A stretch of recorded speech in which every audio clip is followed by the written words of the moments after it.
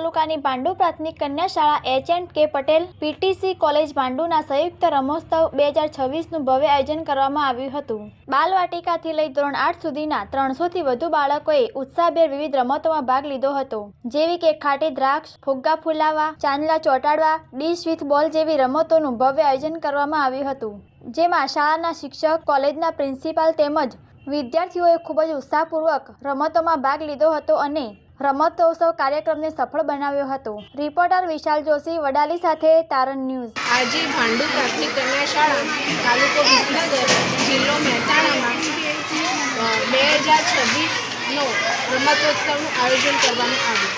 તેમાં ભાંડુ પ્રાથમિક કન્યા શાળા તથા Hiraba and Kunvarba PTC college ભાંડુમાં સંયુક્ત ઉપક્રમે આ રમતોત્સવનું સરસ મજાનું આયોજન કરી લગભગ 350 બાળકોને ખૂબ જ મજા કરાવવામાં આવી અને તમામ બાળકોએ ખૂબ જ ઉત્સાહપૂર્વક ભાગ લીધો।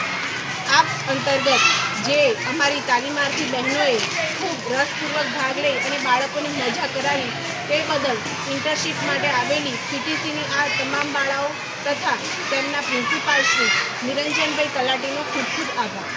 તારીખ 7/1/2026 વાર બુધવારના રોજ ભાંડુ પ્રાથમિક કન્યા શાળામાં રમતોત્સવનું આયોજન કરવામાં આવ્યું હતું। તેમાં અમારી શાળાની ઘણી બધી બાળાઓએ ભાગ લીધો હતો। તેમાં ચોલ્લા ચોટાડો, ફુગ્ગા ફોડો, ખાટી દ્રાક્ષ, વિઘ્ન દોડ, ત્રિપગી દોડ વગેરેનું આયોજન કરવામાં આવેલું હતું। તેમાં અમને ખૂબ જ મજા આવી હતી।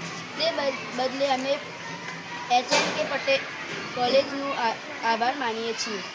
ભાંડુ પ્રાથમિક કન્યા શાળા અને H and K Patel PTC college DElEd college ભાંડુના સંયુક્ત ઉપક્રમે આજે તારીખ 7 જાન્યુઆરી 2026ના રોજ ભાંડુ પ્રાથમિક કન્યા શાળાને પવિત્ર ભૂમિ પર રમતોત્સવ 2026નું ખૂબ જ સુંદર આયોજન કરવામાં આવ્યું, જેમાં પરમ આદરણીય આચાર્ય બેન શ્રી અમિતાબેન મોદી મેડમે ખૂબ જ સરસ અમને સહકાર આપ્યો અને અમારા તમામ તાલીમાર્થીઓને શિક્ષણની સાથે સાથે સહ અભ્યાસિક પ્રવૃત્તિઓમાં આ ભાગરૂપે હોય છે। ત્યારે રમતોત્સવ, માતૃપિતૃ પૂજન દિવસ, વાલી મુલાકાત, માતૃ સંમેલન જેવી વિવિધ પ્રવૃત્તિઓ અમે શાળાના ખૂબ જ સરસ સાથ અને સહયોગથી આજે કરી રહ્યા છે। અમને ખૂબ જ આનંદ છે કે ભાંડુ પ્રાથમિક કન્યા શાળાએ અમને ખૂબ જ સાથ અને સહકાર આપ્યો।